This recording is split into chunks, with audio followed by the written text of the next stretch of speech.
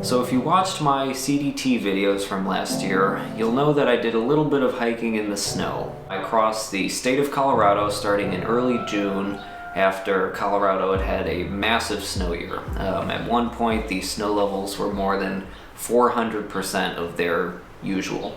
So to make a very long story short, I got my butt kicked pretty hard. So in this video, I wanted to share some lessons that I learned along the way in the hopes of helping anyone else who plans a thru hike or other big backpacking trip in a high snow year. Lesson number one is to just know what you need to know. Because it's easy to get caught up wondering, like, if you need an ice axe, what is it for? Like, what is it actually going to be like out there? So I will just break it down and try to simplify things a little bit and say that I think there are 4 skills you should have if you're thinking about backpacking in late spring or early summer snow. And those are 1, to be able to kick steps, both when traversing a slope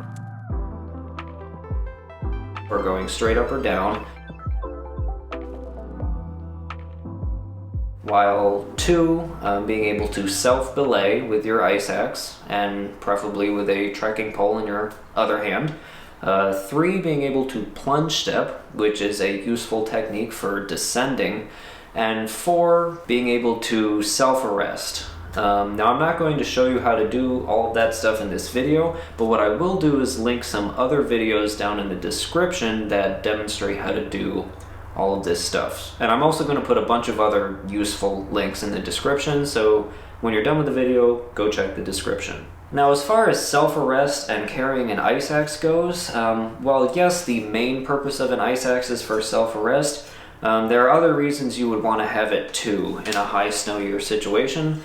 The main one is that it's going to give you a lot more stability when traversing and climbing and descending slopes than your trekking poles will, because the ice axe is much more rigid and solid, and it has a spike here at the bottom, so you can really drive it in and feel a lot more secure and a lot more confident on steep slopes. As far as self-arrest goes, you hope you never have to self-arrest because it's supposed to be a last resort. Obviously, your goal is to avoid falling in the first place, and thankfully I have never had to self-arrest, but that doesn't mean you shouldn't be able to do it. The smartest thing to do is to seek professional instruction, but I know that that's not an option for everyone, so if you can't do that, at the minimum you should practice at home, like on a snowy hill near your home. At the very, very minimum, you can practice when you hit the trail. And if you're wondering what ice axe you should get, I would recommend the Camp Corsa, because this is your lightest weight option that is still a real ice axe. And at least for backpacking, it's going to be sitting on your pack for the majority of time, so you want to go with your lightest weight option. So if the most important thing is to have the right skills, then a very close second, or perhaps a tie for first, is to have good judgment and humility. By good judgment, I mean not going on a slope that you think you may actually fall on. Like I said, self-arrest is supposed to be a last resort, and your goal is to not fall in the first place. So don't override a gut feeling you have with some misplaced sense of bravery. Because we have fear for a reason, and if you have a bad feeling about something, probably means you should find a different way around.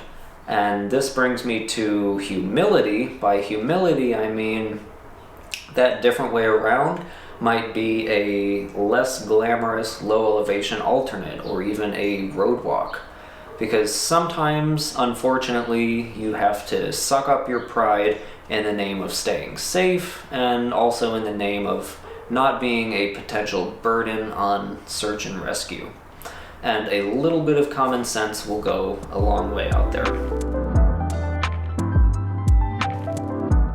So in a situation like we are talking about, I will have 3 navigational tools. One will be paper topo maps, probably printed on 11 by 17 paper so they're easier to read.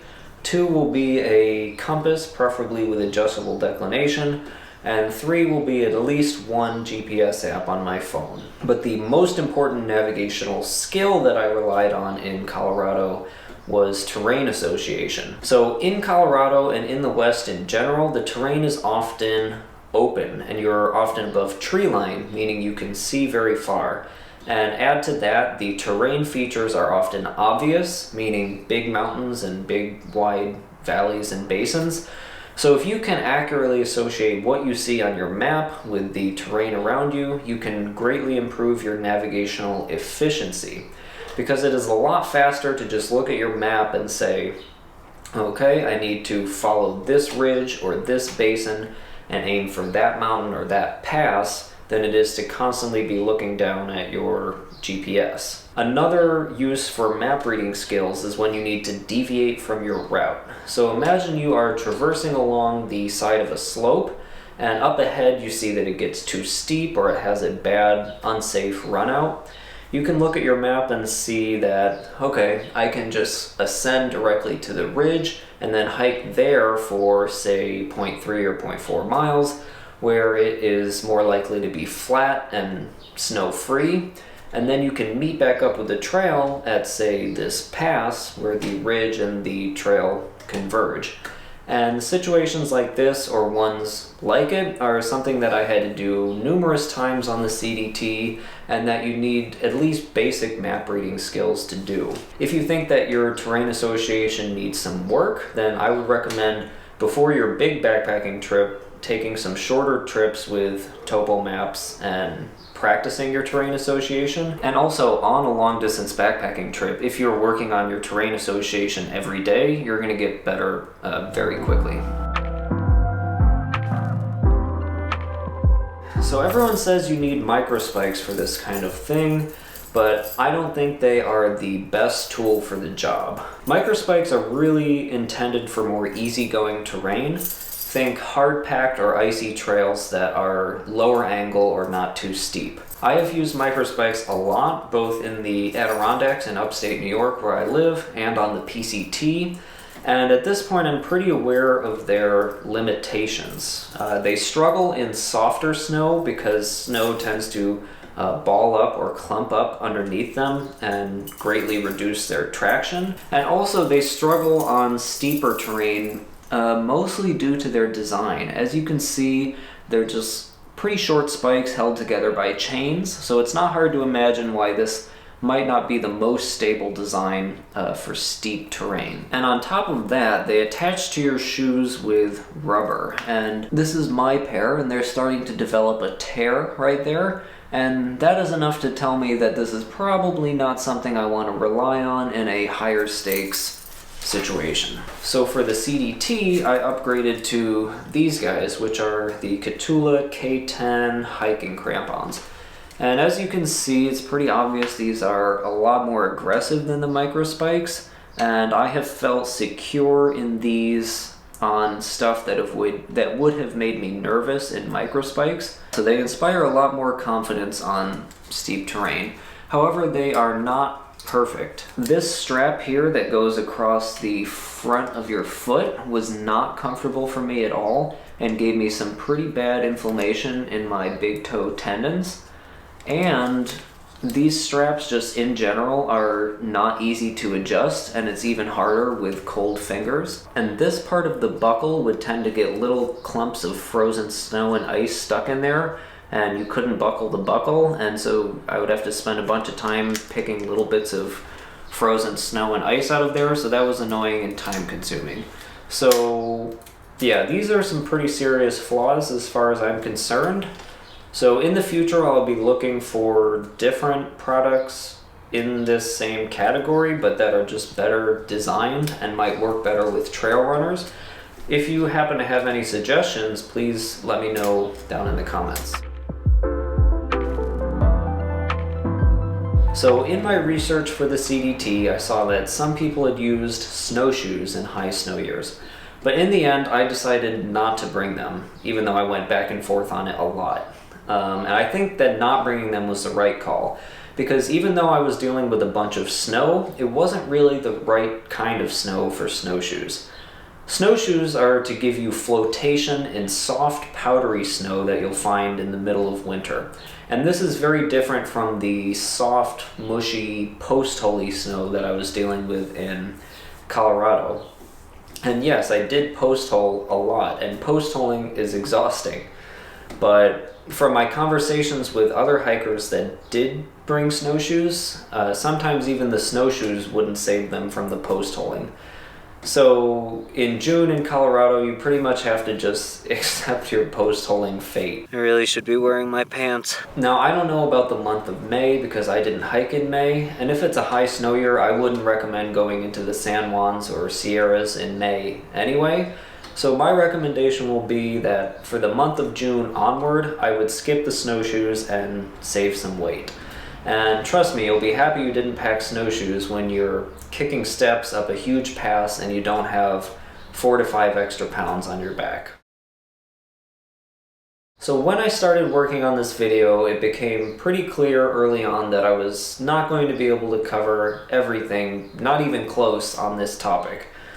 So I tried to focus on things that I felt more qualified to talk about. And so there are some pretty important things that I have not touched on. The two main ones being river crossings and avalanche terrain.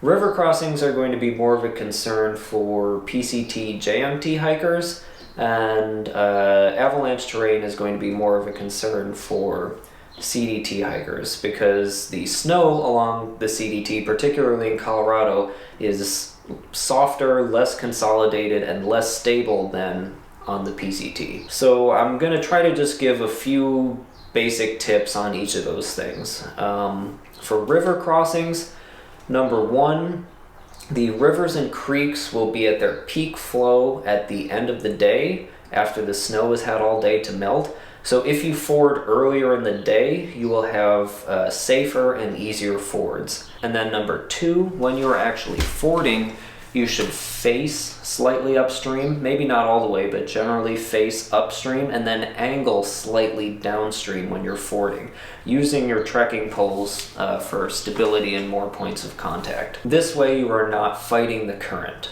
And then for avalanche terrain, and I am far from an expert on this, but just a couple of common sense things. One, the earlier in the season, the later the time of day, and the steeper the terrain, the higher the avalanche danger will be. And then two, it's always a good idea to avoid cornices when possible. Alright, so this brings us to the end of the video, and I hope that you've learned something, and I also hope that you will check out some of the other very useful stuff that I'm linking down in the description, because this video should not be a one-stop shop on this topic, but just one more resource to help point you in the right direction. So yeah, I hope you found this video helpful. If you did, please like and subscribe for more videos, and also don't forget to tap the bell next to the subscribe button to be notified when I post new videos. Thanks for watching, and I'll see you in the next one. I broke my trekking pole. Oh no. Well, no, I mean, not actually broke, I mean...